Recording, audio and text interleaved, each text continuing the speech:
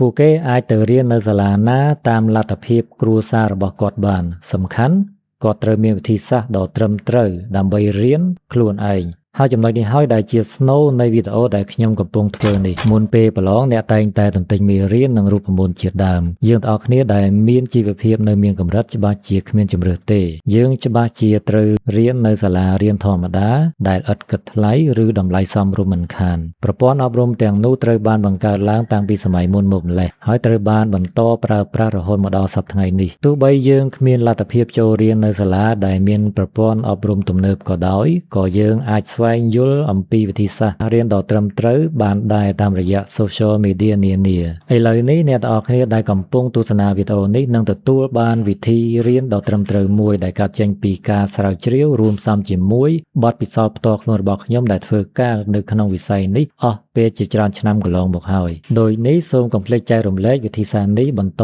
ទៅដល់មនុស្សដែលអ្នកស្រឡាញ់ដើម្បីគាត់ទទួលបានប្រយោជន៍ដូចអ្នកផងដែរការរៀនតាមបែបទន្ទិញគឺវាគ្រាន់តែអាចធ្វើឲ្យអ្នកចងចាំបានមួយរយៈខ្លីតែប៉ុណ្ណោះការចងចាំវាគ្រាន់តែជាកម្រិតទី1នៃគោលដៅនៃការអប់រំហើយគោលដៅបន្តបន្ទាប់ទៅទៀតនោះគឺការយល់ការចេះគិតការចេះពិចារណានិងចុងក្រោយនោះគឺការចេះបង្កើតថ្មីដោយសារការសម្រេចគោលដៅចុងក្រោយពិតជាលំបាកខ្លាំងព្រោះវាត្រូវការធាតុផ្សំជាច្រើនដូចជាធនធានមនុស្សសម្ភារៈគ្រប់គ្រាន់ជាពិសេសទឹកចិត្តគ្រូបង្រៀនជាដើមដោយនេះហើយទើបសាលារៀនជាច្រើនបានកំណត់យកនៅគោលដៅត្រឹមកម្រិតណាមួយសមល្មមតែប៉ុណ្ណោះដើម្បីទាក់ទាញសិស្សមួយក្រុមដែលចង់បានគុណភាពល្អក្នុងតម្លៃសមរម្យតែប៉ុណ្ណោះជាក់ស្ដែងចំពោះសាលារៀនដែលមានតម្លៃសិក្សាខ្ពស់ខ្លាំងតែងតែមានកម្មវិធីសិក្សាល្អជាងសាលារៀនធម្មតាជានិច្ចព្រោះគេទទួលបានតម្លៃសិក្សាខ្ពស់ជាហេតុសាលាមានលទ្ធភាពបង្កើតកម្មវិធីសិក្សាកាន់តែល្អ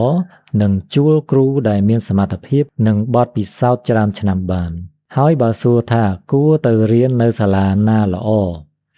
ចម្លើយយ៉ាងខ្លីនោះគឺមើលទៅលើគ្រូជាចម្បងធម្មតាគ្រូដែលមានសមត្ថភាពនិងបទពិសោធន៍ច្រើនពួកគាត់មិនមែនចេះតែដើរបង្រៀនគ្រប់សាលានោះទេពេលខ្លះលុយមិនអាចបង្ខំពួកគាត់បានឡើយពួកគាត់មានជម្រើសច្រើនបើសាលានោះមិនមានលក្ខណៈគ្រប់គ្រាន់ដែលពួកគាត់ត្រូវការនោះទេទោះបីគាត់ក៏នៅមិនយូរដែរពួកគាត់តែងតែចេញទៅរកទីកន្លែងណាដែលមានលក្ខណៈគ្រប់គ្រាន់សម្រាប់ពួកគាត់ដោយនេះហើយសាលារៀនណាដែលចង់តាក់ទាញគ្រូដែលមានសមត្ថភាពពិតប្រាកដសាលានោះត្រូវតែចំណាយច្រើនទៅលើគ្រូផងដែរដូចនេះតម្លៃសិក្សាតែងតែខ្ពស់ជាងសាលាធម្មតាអ្នកទាំងអស់គ្នាអាចមើលឃើញអគារដ៏ធំស្កឹមស្កៃមើលឃើញសម្ភារៈដ៏ទំនើបមើលឃើញកម្មវិធីសិក្សាដ៏ល្អក៏ប៉ុន្តែវាពិតជាពិបាកខ្លាំងណាស់ដើម្បីមើលឃើញថាតើសាលានោះមានគ្រូប្រកបដោយសមត្ថភាពដែរឬទេការពិតទៅគ្រូដែលមានបទពិសោធន៍និងសមត្ថភាពទាំងនោះគឺនៅមិនឆ្ងាយទេពួកគេគឺជាលោកគ្រូអ្នកគ្រូដែលកំពុងបង្រៀននៅតាមសាលារដ្ឋនោះឯង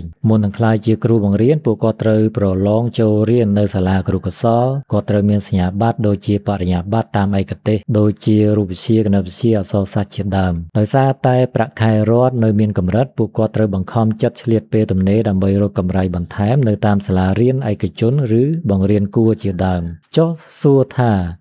តើមើលយ៉ាងម៉េចទើបដឹងថាសាលានោះមានគ្រូសាលារដ្ឋមកបង្រៀនសូមបញ្ជាក់ថាអ្វីដែលខ្ញុំលើកឡើងនេះមិនមែនមានន័យថាមានតែគ្រូដែលមានគ្រូកោសល្យទេដែលមានសមត្ថភាពខ្ពស់អាចបង្រៀនសិស្សចេះនោះពេលខ្លះគ្រូដែលឥតមានគ្រូកោសល្យក៏អាចបង្រៀនសិស្សចេះខ្លាំងជាងគ្រូមានគ្រូកោសល្យទៅទៀតសមត្ថភាពបង្រៀនគឺវាអាស្រ័យទៅលើការប្រឹងប្រែងដុសខាត់ចំណេះដឹងរបស់ខ្លួនរៀនសូត្រពីបទពិសោធន៍កន្លងមកគ្រូខ្លះគាត់មិនមានគ្រូកោសល្យមែនតែគាត់ចាប់ផ្ដើមបង្រៀនតែម្ដងគាត់រៀនសូត្រជាក់ស្ដែងជាមួយសិស្សជាក់ស្ដែងដកបទពិសោធន៍ពីការងារទុកធ្វើជាមេរៀនគ្រូបែបនេះអាចបង្រៀនសិស្សបានល្អខ្លាំងជាងគ្រូមានគ្រូកោសល្យដែលមិនទាន់មានបទពិសោធន៍ទៅទៀតសរុបមកដើម្បីមើលគ្រូខ្លាំងសូមមើលទៅលើទី1ចំណេះដឹងទី2បទពិសោធន៍ទី3លទ្ធផលដែលសម្រេចបានឧទាហរណ៍គាត់មានចំណេះដឹងខ្ពស់ខាងឯកទេសគាត់ដូចជាមានសញ្ញាបត្របណ្ឌិតមកពីប្រទេសក្រៅ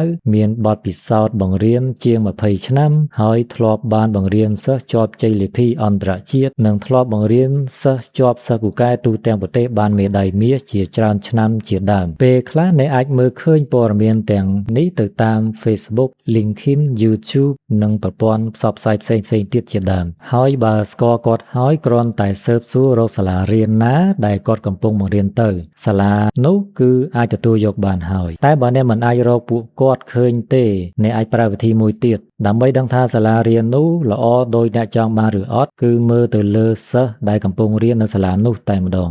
តើពួកគាត់រៀនយ៉ាងណាដែរ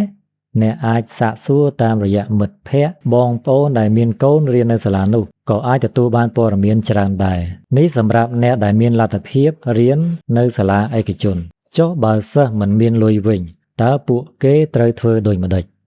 ពួកគេអាចទៅរៀននៅសាលាណាតាមលទ្ធភាពគ្រួសាររបស់គាត់បានសំខាន់គាត់ត្រូវមានវិធីសាស្ត្រដ៏ត្រឹមត្រូវដើម្បីរៀនខ្លួនឯងហើយចំណុចនេះហើយដែលជាស្នូលនៃវីដេអូដែលខ្ញុំកំពុងធ្វើនេះចូលមករឿងរៀនតាមបែបទន្ទិញវិញកាលពីសម័យមុនមនុស្សយើងមិនទាន់មានទូរស័ព្ទមានកុំព្យូទ័រនិងបច្ចេកវិទ្យាផ្សេងៗដូចឥឡូវនោះឡើយដោយនេះហើយទើបការចងចាំពិតជាមានសារៈសំខាន់ខ្លាំងណាស់តែសម័យនេះដែលជាសម័យ AI ហើយការរៀនដើម្បីចងចាំតែមួយមុខនោះគឺមិនគ្រប់គ្រាន់ឡើយព្រោះអ្នកកំពុងតែធ្វើរឿងដែលម៉ាស៊ីនអាចធ្វើបានសូមកុំរៀនដើម្បីប្រឡងប្រណាំងជាមួយម៉ាស៊ីនឲ្យសោះត្រូវរៀនប្រើម៉ាស៊ីនត្រូវបានបង្កើតឡើងដើម្បីជួយសម្រួលការងារមនុស្សមិនមែនគេបង្កើតវាមកដើម្បីសម្រាប់ប្រកួតប្រជែងនឹងមនុស្សទេឧទាហរណ៍កុំព្យូទ័រឥឡូវអាចមាន memory រហូតដល់រាប់ពាន់ gigabyte ដែល1 gigabyte អាចរក្សាទុកនៅវីដេអូកម្រិតច្បាស់រយៈពេលប្រហែលជាង1ម៉ោងឯណោះហើយបើផ្ទុកសៀវភៅវិញវាអាចផ្ទុកបានប្រហែល 5000 ក្បាលឯណោះនិយាយឲ្យស្រួលស្ដាប់កុំព្យូទ័ររបស់អ្នកអាចផ្ទុកសៀវភៅបានរាប់លានក្បាលឯណោះពេលអ្នកចង់ស្វែងរកសៀវភៅណាមួយអ្នកគ្រាន់តែចុចស្វែងរកមួយផ្លែតនោះអ្នកនឹងរកឃើញវាជាមិនខានតើខួរក្បាលរបស់អ្នកអាចធ្វើការចងចាំបានខ្លាំងដូចវាដែរឬទេខួរក្បាលមនុស្សគឺជាចំណុចពិសេសដែលធ្វើឲ្យយើងខុសដាច់ពីសត្វយើងអាចបង្រៀនឲ្យសត្វចងចាំអ្វីមួយបានក៏ប៉ុន្តែយើងមិនអាចបង្រៀនវាឲ្យចេះពិចារណាដូចមនុស្សបានទេបើអ្នកបង្វឹកស្វាមួយឲ្យឡើងបេះផ្លែដូងដោយដៃទទេវាពិតជាអាចធ្វើបានតែវាមិន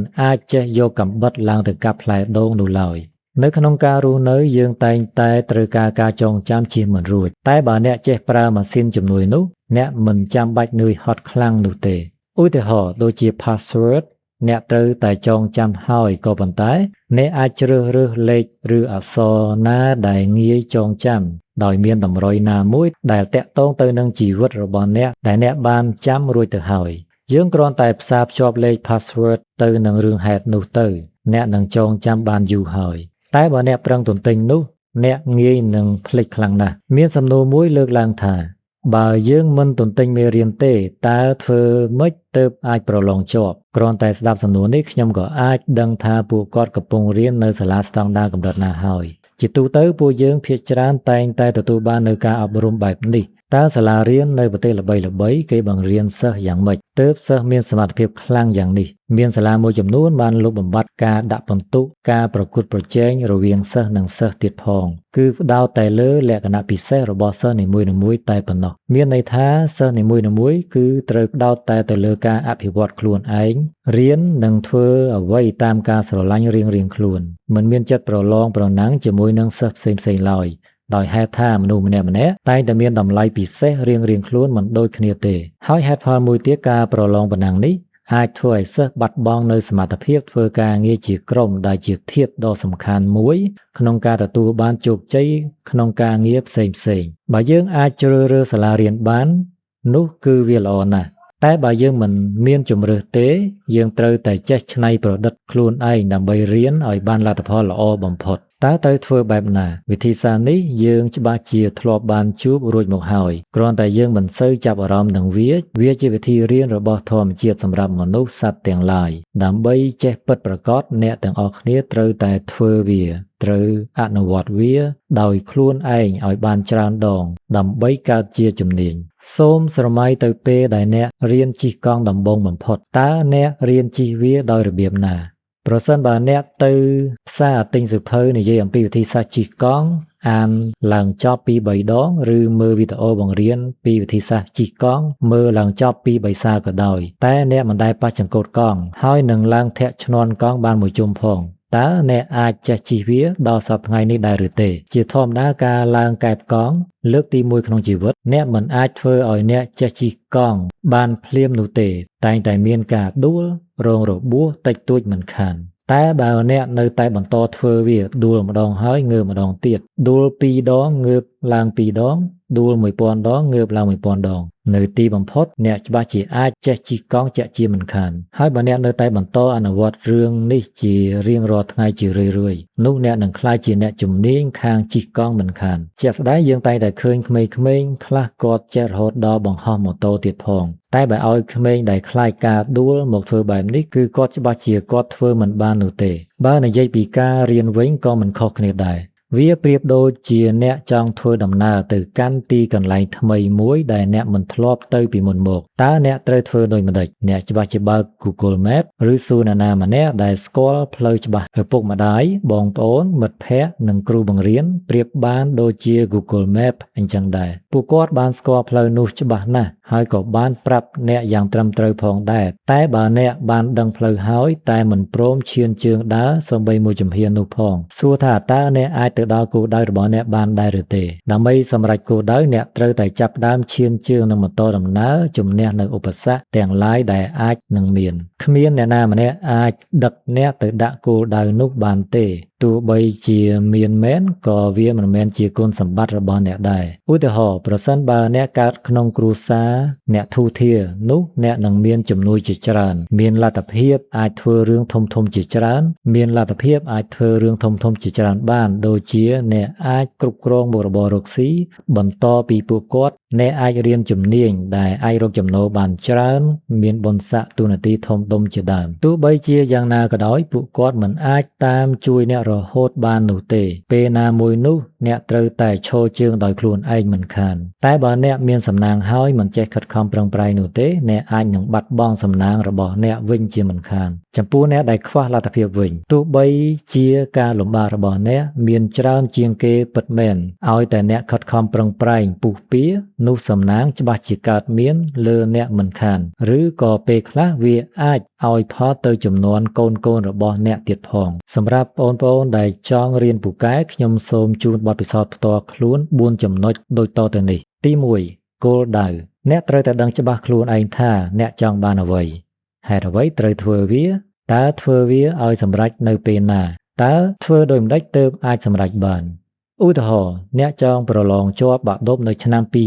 2026នេះដើម្បីបន្តទៅរៀននៅសាកលវិទ្យាល័យការដឹងច្បាស់ខ្លួនឯងថាចង់បានអ្វីនោះវាជាការរកឃើញនៅចំណូលចិត្តខ្លួនឯងស្គាល់ពីខ្លួនឯងច្បាស់ស្គាល់ពីចំណុចខ្លាំងចំណុចខ្សោយដើម្បីធ្វើការងារដែលត្រូវនឹងអ្នកការដឹងពីមូលហេតុដែលធ្វើវាពិតជាសំខាន់ព្រោះវាបានផ្ដល់នូវកម្លាំងចិត្តដ៏ខ្លាំងដែលជំរុញឲ្យការងារនោះបានសម្រេចនៅពេលដែលយើងថមថយការប្រឹងប្រែងយើងគ្រាន់តែរំលឹកនៅមូលហេតុនេះឡើងវិញនោះអ្នកនឹងអាចបន្តប្រឹងប្រែងបន្តទៀតបានហើយពេលខ្លះពេលវេលាវាជាកត្តាដែលអាចកំណត់ទំហំគោលដៅរបស់អ្នកហើយអ្នកអាចរៀបចំផែនការឲ្យសមស្របជាមួយនឹងខ្លួនអ្នកបានបើអ្នកមានគោលដៅហើយមិនបានកំណត់ពេលវេលានោះទេអ្នកមិនអាចវាយតម្លៃការងាររបស់អ្នកថាតើអ្នកអាចសម្រេចគោលដៅបានឬអត់ការរៀបចំផែនការអាចធ្វើឲ្យអ្នកព្យាករណ៍ទុកមុននៅរាល់ហានិភ័យដែលអាចកើតមាននៅពេលធ្វើការងារនោះក្នុងនោះអ្នកត្រូវដឹងពីវិធីសាស្ត្រក្នុងការរៀនដែលពេលខ្លះអ្នកត្រូវរកអ្នកដែលមានបទពិសោធន៍លើរឿងនេះដើម្បីជួយអ្នកផងដែរទី2គ្រូដឹកនាំដើម្បីក្លាយជាមនុស្សពូកែអ្នកត្រូវបង្វឹកខ្លួនអ្នកឲ្យដូចជាកីឡាករម្នាក់អ្នកត្រូវការគ្រូបង្វឹកម្នាក់ឬច្រើនអ្នកដើម្បីជួយអ្នកតួនាទីសំខាន់ខ្លាំងមួយរបស់គ្រូបង្វឹកនោះគឺជួយផ្ដល់វិធីសាស្ត្ររៀនដ៏ត្រឹមត្រូវដែលនឹងទទួលបានផលល្អគាត់ជាទីប្រឹក្សាផ្ទាល់ដែលនៅចាំជួយអ្នកនៅពេលដែលអ្នកជួបបញ្ហាត្រូវតែស្វែងរកអ្នកណាដែលធ្លាប់មានបទពិសោធន៍នៅក្នុងការងាររៀនហើយទទួលបានផលជាទីពេញចិត្តផងដែរពួកគាត់គឺជា idol របស់អ្នកពួកគាត់ធ្លាប់បានដើរលើផ្លូវនេះរួចមកហើយគាត់ដឹងច្បាស់កន្លែងណាដែលជាបញ្ហានិងត្រូវដោះស្រាយយ៉ាងដូចម្តេចទី3សម្ភារៈនៅក្នុងសម័យនេះការរៀនមិនអាចខ្វះសម្ភារៈបាននោះទេកាលពីសម័យមុនសិស្សមានការលំបាកខ្លាំងក្នុងការស្វែងរកឯកសារអ្នកដែលមានគ្រូដែលមានឯកសារច្រើនគ្រប់គ្រាន់តែងតែមានប្រៀបជាងអ្នកដែលមានគ្រូធម្មតានិងអ្នកដែលប្រឹងប្រែងខ្លួនឯងឥឡូវ មាន YouTube Channel Facebook Page ឬក៏ TikTok ជាច្រើនដែលធ្វើវីដេអូបង្រៀនល្អៗជាច្រើនលើសពីនេះទៀតអ្នកអាចប្រើប្រាស់បច្ចេកវិទ្យា AI ដែលកំពុងពេញនិយមដើម្បីជាជំនួយដល់ការសិក្សារបស់អ្នកផងដែរការប្រើបច្ចេកវិទ្យា AI នេះពិតជាអាចជួយដល់អ្នកសិក្សាបានច្រើនខ្លាំងណាស់នៅក្នុងសម័យនេះបើអ្នកមិនប្រឹងប្រែងប្រើប្រាស់វាទេគេផ្សេងទៀតនឹងប្រើប្រាស់វាហើយអ្នកនឹងត្រូវបានក្លាយជាមនុស្សដែលហួសសម័យមិនខានដើម្បីកុំឲ្យវីដេអូនេះវែងពេកខ្ញុំនឹងនិយាយអំពីការប្រើប្រាស់បច្ចេកវិទ្យា AI នៅវីដេអូក្រោយទៀតចំណុចទី4ខ្លួនឯងនេះជាកត្តាសំខាន់បំផុតក្នុងការរៀនអ្វីមួយឲ្យចេះទោះបីអ្នកមានលទ្ធភាពអាចអញ្ជើញគ្រូដឹកនាំដែលមានបទពិសោធន៍ខ្លាំងអាចរៀបវិធីសាស្ត្រល្អបំផុតនិងអាចឆ្លើយគ្រប់សំណួររបស់អ្នកយ៉ាងណាក៏ដោយតែបើអ្នកមិនបានដាក់ចិត្តដាក់កាយប្រឹងប្រែងរៀនដោយខ្លួនឯងនោះទេនោះអ្នកនឹងមិនអាចសម្រេចគោលដៅបានឡើយ Motivation ដែលជាការជំរុញទឹកចិត្តនោះវាអាចធ្វើឲ្យអ្នកមានការប្រឹងប្រែងខ្លាំងពីដំបូងតែប៉ុណ្ណោះតែវាក៏នឹងថយកម្លាំងយ៉ាងលឿនផងដែរទៅតាមពេលវេលាដោយនេះសិស្សដែលរៀនពូកែត្រូវតែមាន consistent មួយទៀតដែលមានន័យថាការប្រឹងប្រែងជាប់រហូតដល់បានជោគជ័យអ្នកអាចទទួលបាន motivation ពីគ្រូដឹកនាំឬពីនរណាម្នាក់តែអ្នកមិនអាចទទួលបាន consistentក្រៅពីខ្លួនឯងនោះទេមានតែខ្លួនអ្នកម្នាក់គត់ដែលអាចកំណត់លទ្ធផលល្អបំផុតក្នុងជីវិតរបស់អ្នក